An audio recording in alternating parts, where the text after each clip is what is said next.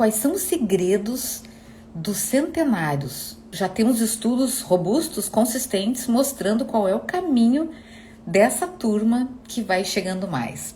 E não é simplesmente ficar mais tempo aqui nessa terra, é envelhecer, chegar mais adiante com qualidade e saúde física e mental. Então, os longevos que a gente tem visto no mundo, eles estão chegando a 100 anos ou mais sem adoecimento físico e mental, como, por exemplo, com Alzheimer, Parkinson, demência, com depressão. Isso não acontece nesse povo que está sendo estudado. Então, a ideia hoje é que a gente possa falar sobre qual é o segredo do que se chama hoje zonas azuis. Que todos vocês possam assistir uma série da Netflix que se chama justamente Como Viver até os 100, os segredos das zonas azuis. Essas Blue Zones estão sendo alvo de estudo porque lá se encontram pessoas centenárias com boa saúde, sem adoecimento físico e mental. Então, bora pesquisar sobre isso. E eu já vinha estudando, acompanhando uma pesquisadora paulista que andou visitando esses territórios. A semana passada me estampou na cara, na hora que eu liguei a televisão, um programa, uma série que foi desenvolvida justamente visitando também esses lugares, com base numa pesquisa que vocês vão assistir e vão me comentar aqui depois se é por aí o caminho.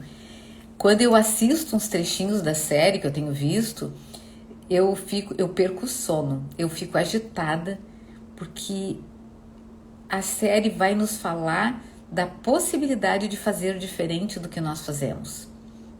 E hoje o foco especial é a gente poder falar sobre as escolhas alimentares.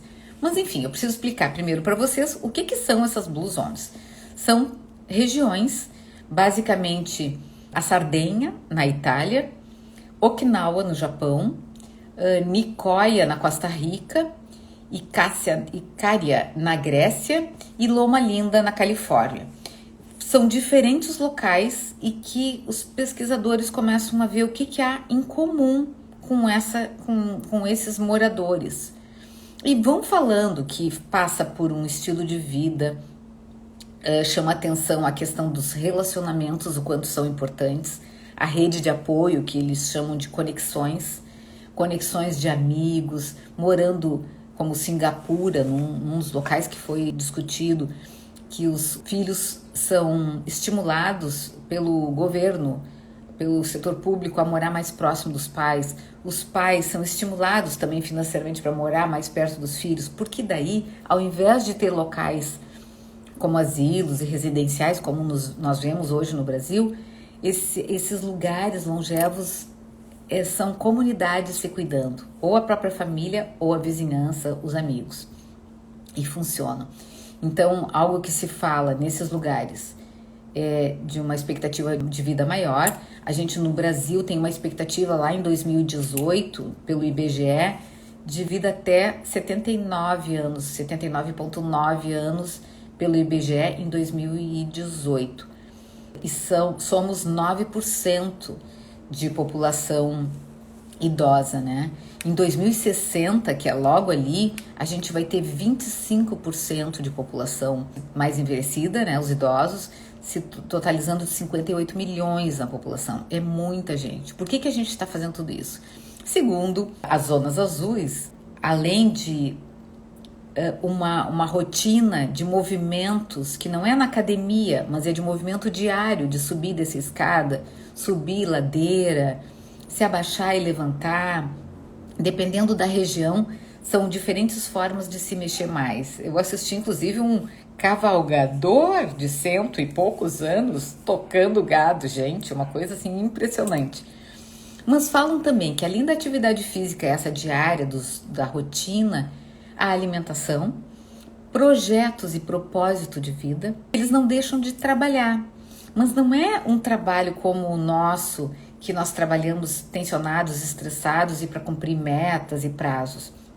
É desenvolvimento de atividades como fazer um pão caseiro, como mexer na horta, como plantar o que vai comer. ou então ensinando netos na matemática. Tem vários modelinhos ali que vocês vão ver.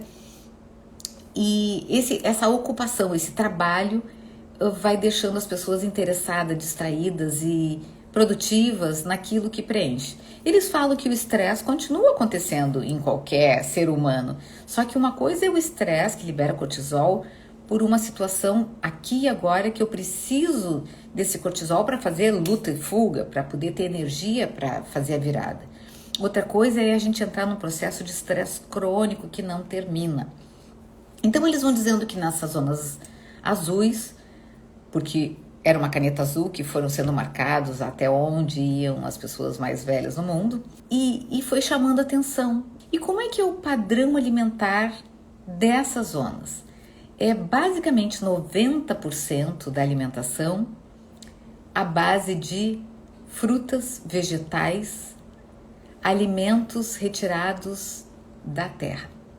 90% de grãos, como feijão, arroz, como frutas, verduras, legumes, sementes, oleaginosas. É isso que a gente está comendo em abundância ao longo de um dia todo?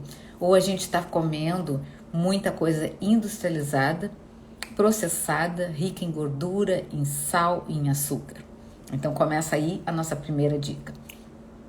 O que mais que eles falam dessa alimentação? Eles preparam a alimentação muito mais do que aquela comprada pronta, congelada, industrializada. Ou seja, a gente vai fugir dessa alimentação industrializada. Como características comuns, temos também ausência de carne de gado. Muito mais vegetais, ausência de leite de vaca. Muito mais um leite de cabra, em alguns lugares, em outros nem isso. Peixes em alguns lugares e outros também nada. Então uma alimentação que vai muito mais para a linha do vegetal mesmo. Assim como exercício, sem álcool, sem fumo, uma linha mais vegetariana, como em Okinawa, com muitas batatas, a batata doce roxa deles é tudo, algas, o tofu, né? Por outro lado, na Sardenha, o vinho faz parte daquela cultura. E a gente vê também massas frescas e pães, e eles mostram, não é isso que nos faz mal. Então, contradiz o que a gente sofre aqui na cultura norte-americana e brasileira de que é ruim comer pão, é ruim comer massa. Será? Que tipo de massa, que tipo de pão a gente está comendo? Hoje, num atendimento em grupo, na clínica, eu tenho um pão estampado no meu mural, que é industrializado, uma marca legal, que diz 100% integral, e daí eu sempre mostro o que tem de componentes nesse pão que está ali industrializado. Primeira coisa que nos chama atenção, ele tem a data de validade. Sabemos que ele vence daqui a uma semana, mas não é dito no rótulo, não mais, a data de fabricação. Com isso, esse alimento ele tem uma vida de prateleira muito longa. E como diz um professor, que eu assisto uma palestra dele que eu adoro, ele diz: o alimento tem uma vida longa, esses alimentos, e nós consumidores teremos uma vida curta. O que eu tô querendo dizer com isso, gente? Esse pão que tá na prateleira do mercado e que vai durar 3 semanas, que não sem embolorar, o que tem nele para que ele fique tão conservado? Muitas vezes fungicida, sim, e a gente está comendo então veneno quando está comendo um pãozinho assim. Vejam que a gente não tem ideia do que estamos consumindo, na verdade. Então, a ideia é ir mais pro natural, pro caseiro. Ai, Flávia, mas eu não tenho tempo. Claro, nem eu tenho tempo. Mas quando temos, a gente pode fazer boas escolhas. Ir num pão de fermentação natural.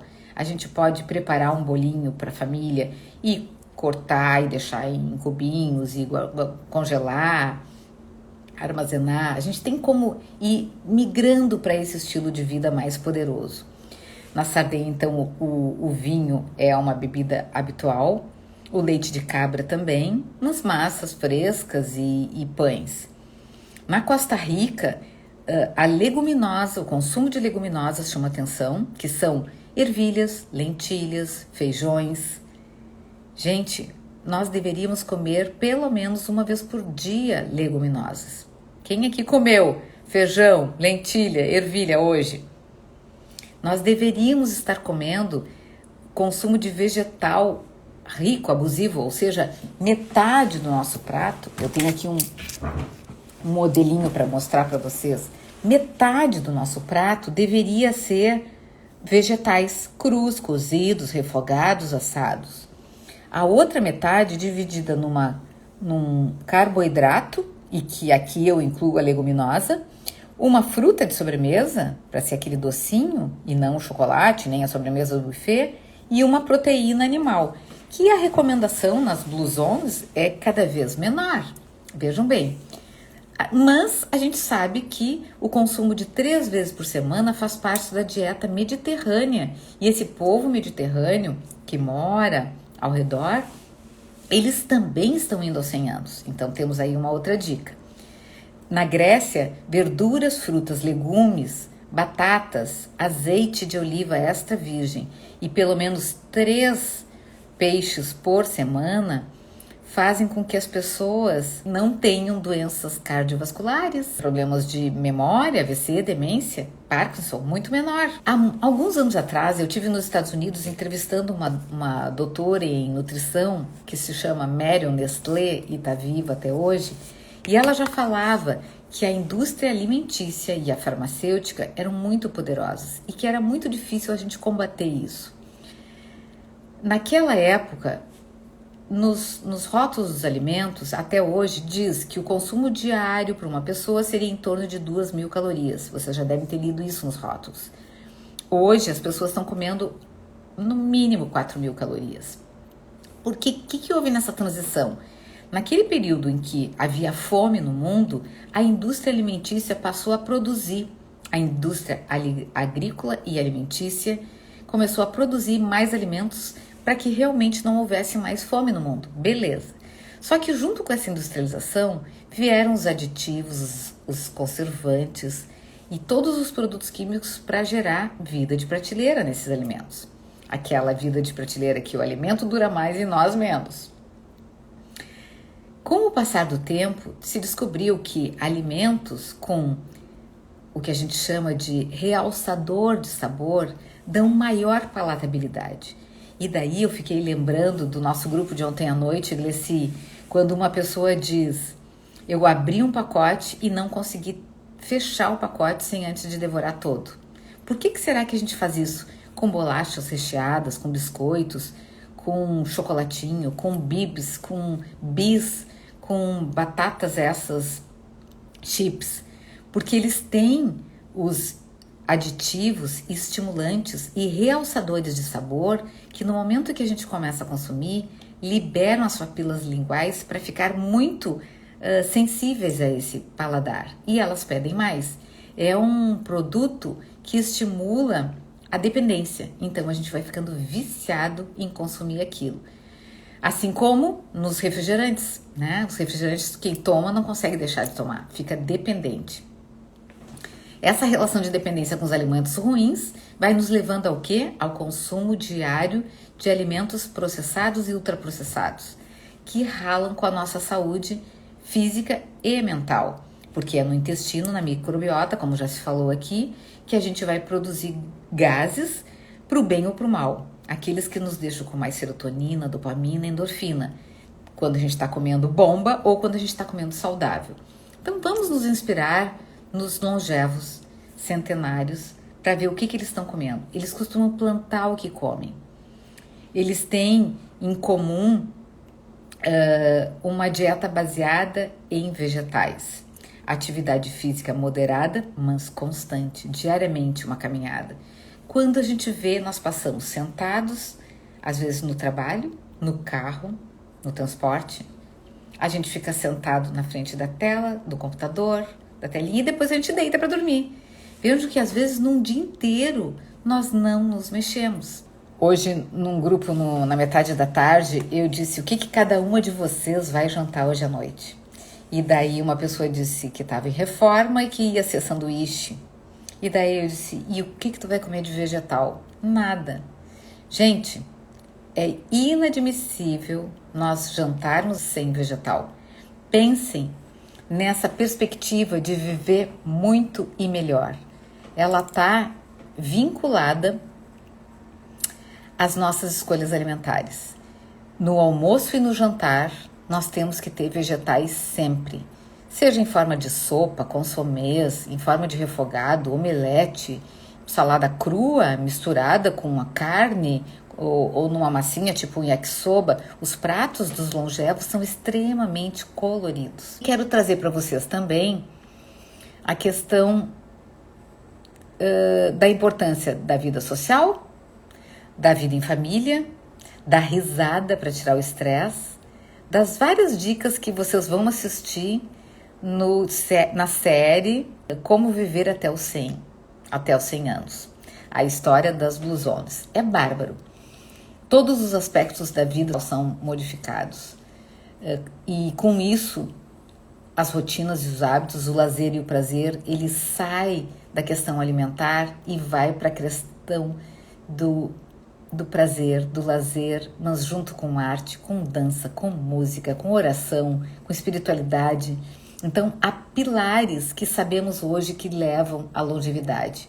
Porque a senescência, que é o termo que a gente usa para o envelhecimento com alterações fisiológicas, todos nós vamos passar por isso, certo? A gente vai ter um envelhecimento natural, mas com que condições biológicas e mentais desse envelhecimento? Os lapsos de memória acontecem naturalmente. As células senescentes são aquelas que vão tendo maior inflamação, divisão celular, lixo celular. Gente, faz parte, olha, a gente vai tirando rosquinhas da pele. Uma microbiota frágil pode ser uma armadilha para os adoecimentos. E o que é essa microbiota? Ela precisa de elementos da terra, saudáveis. Aquilo que tão bem nós temos nesse nosso país. Não é? Fonte de hortifruti permanente e variada o ano todo. Após 65 anos, a gente sabe que nós vamos aumentar esse estado de senescência. E quais são os pilares de um envelhecimento saudável que vão nos deixar longevos e sem limitações? Equilíbrio alimentar está no topo da orientação. Vida ativa, não malhar 10 horas por dia na academia, mas vida ativa e treino de força, porque nós precisamos de uma massa magra, que são os músculos, e massa óssea para sustentar o nosso corpo. E precisamos ter treino de força, como os japoneses, que se levantam e sentam do chão, muitas vezes, 30 vezes por dia. Eles vão tendo uma musculatura forte. Os italianos, ao subir e descer ladeiras, eles também vão tendo esse recurso de força muscular. Então, equilíbrio alimentar, vida ativa com treino de força, manejo do estresse. É fácil? Claro que não.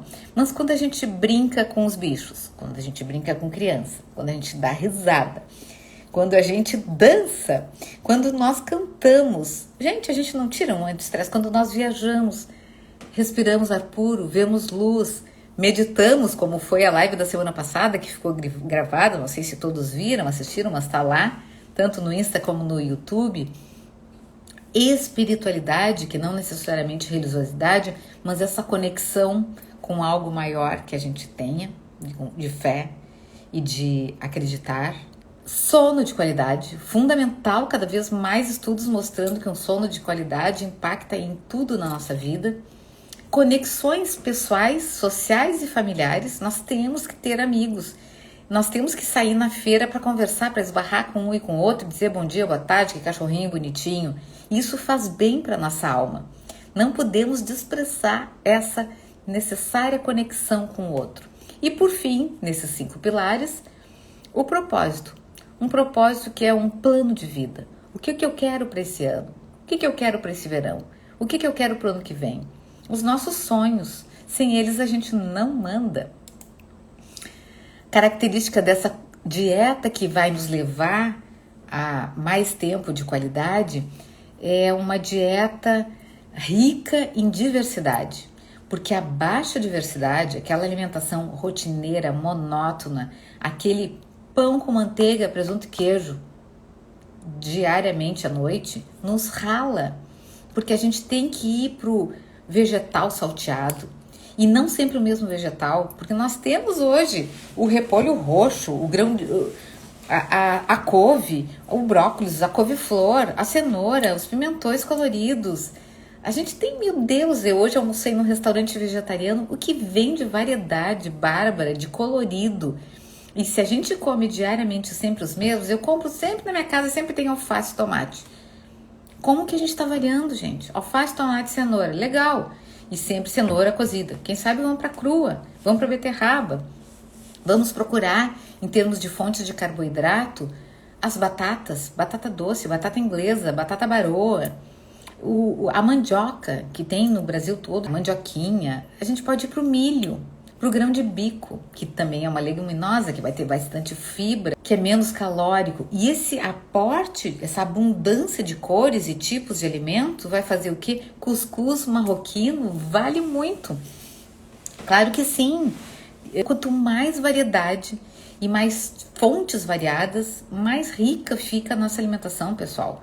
Então não dá para menosprezar, para negligenciar as nossas escolhas alimentares. Então pensem, o que vocês têm jantado diariamente quando estão em casa? Porque quando a gente está na rua, a gente pode fazer boas escolhas. E quando a gente está comendo em casa, é sempre igual. Hoje à noite, por exemplo, eu tenho uma sopa pedaçuda com bastante moranga, cenoura, vagem, que foi feita há uns dias atrás e que está congeladinha na porção. Ou melhor, já baixei ela hoje de manhã. Por mais que eu não tenha salada em casa, eu tenho a sopa de legumes. Então sempre é possível a gente se organizar previamente. Claro, precisamos fazer as compras, abastecer, de preferência em feiras de produtores, de preferência orgânicos, melhor ainda. Não dá para comprar orgânico, ainda está muito caro. Higieniza bem o vegetal que a gente trouxe da rua, da feira. E sempre comprando coisas diferentes. Eu atendo uma moça que está gestando e que a cada ida ao supermercado uma vez por semana, ela é extremamente organizada, ela compra tudo diferente do que a semana anterior. Então ela está sempre variando. E por que ela está fazendo isso? Porque a microbiota da mãe, nesses 1000 dias, que é da hora que ela engravidou, até os 2 aninhos da criança, faz com que a criança tenha uma nova genética. Faz com que a criança tenha também uma microbiota saudável. Então, tudo que essa mãe está comendo vai ajudar a aceitação quando esse bebê, que é o menininho, começar a comer. Vai ficar mais fácil ele aceitar os vegetais e as frutas, porque a mãe está se comprometendo a comer variado. Então, essa é outra dica importante. Comer os alimentos, os frutos da nossa terra, comer alimentos frescos, preparar o seu próprio alimento e variar, diversificar. Nós não queremos ficar sentados no sofá. A gente quer ficar ativo, a gente quer poder levantar de uma poltrona sem precisar os braços, não é mesmo? A comida de verdade, ela tem que ter um aumento de fibras, vitaminas e minerais, que se dá basicamente com vegetais, frutas e legumes. Daí a gente já matou a charada. Aumento da diversidade microbiótica, que é o que a gente está falando agora. Aumento de grãos integrais, que são íntegros. Então, por exemplo, o cuscuz, a farinha já foi trabalhada, não é o grão do milho, por exemplo, né? A aveia, flocos maiores. Se a gente puder ir para o integral, melhor. Mas, ainda assim, tu tá escolhendo o grão integral. Leguminosas como fonte proteicas. Não é só a carne de gado que tem proteína. Se a gente usar feijões, lentilhas, ervilhas, grão de bico, a gente tem fonte proteica legal. Os ácidos graxos insaturados, poliinsaturados, que são peixes, pelo menos 3 vezes por semana. Frutas vão ser fontes de fibras importantíssimas para nós. E também vamos de diferentes formas, porque as frutas vermelhas têm um benefício. As amarelas, com beta-caroteno, têm outras. Então a gente tem que variar mesmo o tempo todo. Os vegetais da mesma forma. As gorduras, que são as do bem, que vêm basicamente do azeite de oliva extra virgem, de preferência aquele 0,1, 0,2%, que são os top de linha, com um percentual de peixes, pelo menos 3 vezes por semana. A Med Diet, que é a dieta mediterrânea, ela é considerada hoje nos congressos como a top 10. É a dieta do mundo e que tem muito familiaridade com o Brasil, Porque a gente tem o povo que veio, né, italiano, alemão, polonês, nós temos esse povo que veio de lá e que trouxe muitos desses alimentos. Então a gente vai ter mais familiaridade, vai ficar mais fácil a gente comer isso que a gente come desde criança e que muitas vezes a gente foi abandonando ao longo da vida adulta. A dieta, nossa, ela tem que ser com menos gordura, com menos açúcar, com menos álcool, com menos sódio, que são os vilões. E a gente vai restringir pra caramba, gente, os processados e ultraprocessados. Eu fico me vendo alguns anos atrás, né? Quando a gente recomendava calda de gordura, zero gordura. Maionese, zero, light. Como é que são as prateleiras de maionese do supermercado? Elas são enormes, com muita oferta. O que é uma maionese? O que tem ali dentro? E é isso que a gente está consumindo ou trazendo para dentro de casa para nossas famílias? Não dá para querer, né? Então, à medida que eu paro de trazer para dentro de casa essas gorduras vegetais que não são legais, a gente traz qualidade de vida e longevidade. Longevidade com uma microbiota intestinal super saudável, que é o nosso combustível e que vai influenciar em velocidade e intensidade no envelhecimento previsto. Está previsto o nosso envelhecimento, mas a gente vai ir mais rápido e de uma forma mais impactante, dependendo das escolhas alimentares que a gente faça. Então está muito nas nossas mãos para que a gente tenha energia, disposição, determinação, sonhos, vida ativa, concentração. Tudo isso vem da alimentação. Uma outra coisa importante é a hidratação, que a gente possa beber muita água. E a tendência com o envelhecimento, vocês devem ter pais, avós, tiazinhas, que param de beber, param de sentir sede e quantas vezes acabam no hospital porque desidrataram. E o sintoma qual foi? De falta de concentração, de se perder, uma sensação assim, nossa, tá ficando demente, tá ficando com Alzheimer. Não, tá desidratando e daí isso afeta o nosso cérebro. Então, como é que a gente vai chegar a 100 anos? Com um hábito que vai sendo construído a partir de hoje à noite. Bebendo água, bebendo chazinho, suco de limão, procurando deixar colorido o nosso jantar de agora de noite. O sistema nervoso central é afetado com falta de água.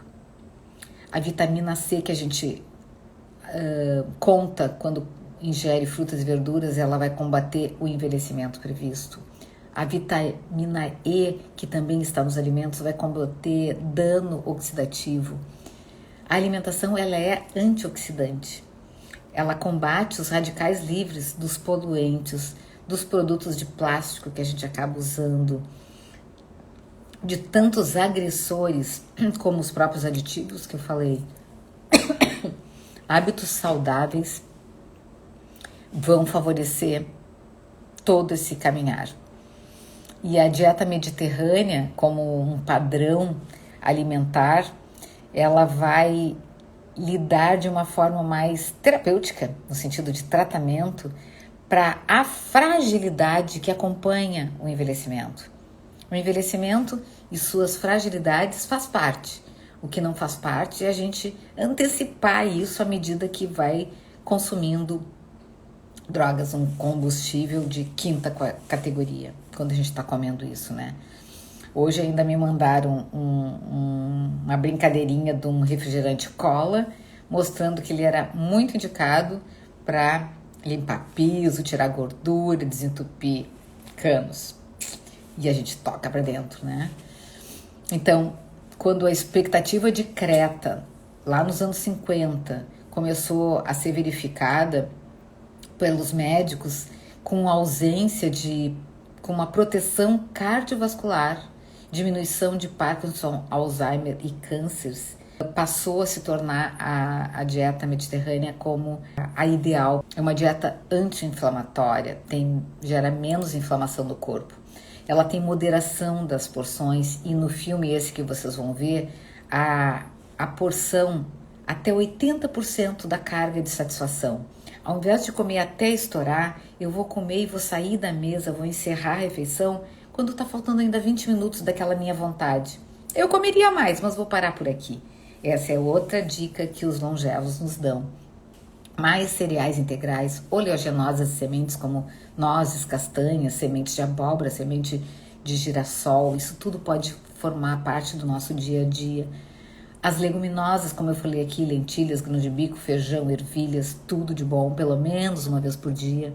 Legumes, temos muita coisa boa e isso pode ser diário, deve ser diário. E as especiarias e temperos frescos que podem estar no nosso vasinho de casa, no jardim, no prédio do edifício, como alecrim, louro, orégano, cebola, alho, a gente pode ir trazendo isso mais para perto, porque isso vai dar sabor e palatabilidade e a gente vai poder deixar de comprar os temperos prontos, né, pessoal? Porque isso aí não deve fazer parte do nosso dia a dia. Os iogurtes e queijo, tanto o feta, o de cabra, o de búfala, como o tofu, esses são os queijos e iogurtes, o iogurte grego, que são os mais indicados na dieta mediterrânea. E, para fechar, coroar com chave de ouro essa informação, de 7 a 15 porções dia de legumes, frutas e verduras. Sim, nós devemos consumir de 7 a 15 porções dia de frutas, legumes e verduras. Faça um inventário aí, levantamento de hoje. Quanto que foi para o prato na hora do almoço, quanto que vai para o prato agora na janta, nos intervalos de como consumimos, pelo menos kefir legal, Clara, isso aí. O kefir, preferencialmente, em função das bactérias intestinais boas, o kefir é um ótimo alimento usado desde os tempos de Jesus Cristo em Israel, e a indicação dos médicos hoje é que seja um kefir próprio e não esse que vai de casa em casa. Mas a questão das porções de 7 a 15 dia, gente, é de se pensar, porque muitas vezes chegam no consultório as pessoas quando comem uma fruta por dia, e olhe lá, quando come uma folhinha de alface no almoço e acha que tá bom. A dieta mediterrânea, ela tem um aumento do consumo de vegetais, legumes, nozes, azeite de oliva e peixes. Ela tem uma diminuição do consumo de proteína, em especial carne vermelha e laticínios, o leite também, leite de vaca, diminuição de gordura saturada, trocando para o azeite de oliva extra virgem, sem doces, os doces são as frutas, com evitação de óleos refinados e de açúcar, assim como alimentos processados. Refri, por exemplo, é um alimento processado, ok? E a água na base dessa pirâmide, para que seja cotidianamente ingerido. O nome do filme, obrigada Rose por perguntar, é uma série da Netflix, que eu botei até no Instagram hoje, a fotinho, se chama Como Viver até os 100, os segredos das Blue Zones, os segredos das zonas azuis. Recomendo que a gente possa assistir um pouquinho por dia para ir digerindo essa sabedoria de povos que estão vivendo felizes, saudáveis, até 100 ou mais. Me contem, deu para botar uma pilha? Deu para ter vontade de comer uma berinjela em 5 minutinhos no micro-ondas que vai ficar pronto? Deu para pensar, nossa, eu pretendia hoje uma teleentrega. Ok, tem teleentrega com salada, tem teleentrega com vegetais, e tem a possibilidade de a gente se abastecer. Se chover e ficar frio, sopinha de legumes. Se o prato principal for um risoto cheio de vegetais. Se for um peixinho no forno, muito colorido de vegetais junto com isso, né? Se nós tivermos um melão como o que eu comi hoje na hora do almoço, delicioso, a gente não vai sentir tanta falta da sobremesa.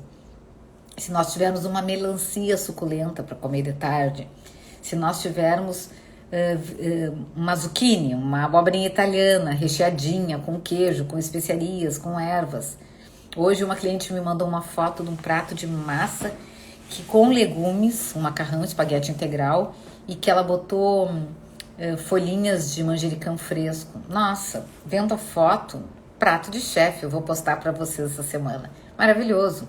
As porções, Rose, o que os longevos dizem é que elas são menores. São menores porque se come muito vegetal, e daí é uma porção maior, mas a porção daqueles macronutrientes como carboidratos e proteínas são menores porque não são tão necessárias. Então, como tudo na vida, limite, regras, sair com fome da mesa, não precisa comer aquele churrasco assim com... A gente come muita carne de gado no sul, né, gente? Com a nossa proximidade das fronteiras Uruguai e Argentina, com carnes de qualidade, acabamos nos tornando muito carnívoros. Então, qual é a minha sugestão? Começa com um salmão uma vez por semana, daqui a pouco faz um outro peixinho, daqui a pouco faz um camarão, um siri. Entende? A gente vai diariamente experimentando. Hoje eu comi num restaurante vegetariano que eu comi um bolinho de carne que estava uma delícia, que não era carne, era soja. E tranquilo, passa. Vou fazer um hambúrguer, posso fazer um hambúrguer mais vegetariano. Assar legumes que ficam crocantes, colocando ervas e temperos frescos. Nossa, abre o sabor daquele alimento. Os temperos abrem. E no final, uma pitadinha de sal e um fiozinho de azeite de oliva. Vai ficar uma delícia.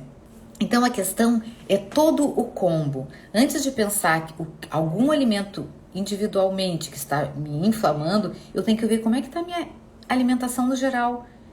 Eu tô comendo de 7 a 15 porções de frutas, verduras e legumes dia, porque esses são os faxineiros. Esses são os nossos soldadinhos de chumbo para deixar nosso intestino e a nossa cabeça receptivos para o nosso combate do dia a dia. Então experimentem sair do industrializado e ir para os naturais. Quando for fazer um pãozinho, um bolinho, façam em casa e vejam a diferença que dá. E daí não é um bolinho feito em casa que vai me deixar inflamado. Ah, não. Tem que ser o contexto todo. Ainda mais se a gente, por exemplo, não usar nem fermento. Vai fazer ele com base na fruta esmagada, no ovo, um pouquinho de leite, iogurte, ou de azeite de oliva, ou água quente, ou suquinho de laranja, ou raspas de laranja para botar esse bolinho ou um pão, né? Então, vamos rumar por aí. Eu me sinto bem com pão de fermentação natural, muito mais digestivo, mas não conheço espaguete com esse tipo de fermentação. A gente está tendo até pizza de fermentação natural, né? O macarrão integral, a gente não vai consumir o macarrão diariamente, 2 refeições por dia. Então vai ser a diversidade que vai dar conta disso, Gabriela. Né? Que a gente possa variar, não comer sempre do mesmo jeito, nem sempre os mesmos alimentos. De vez em quando eu compro uma Barilla integral e tudo certo, porque eu não vou comer o pacote inteiro, nem meio pacote, vai ser uma dosezinha no meu prato.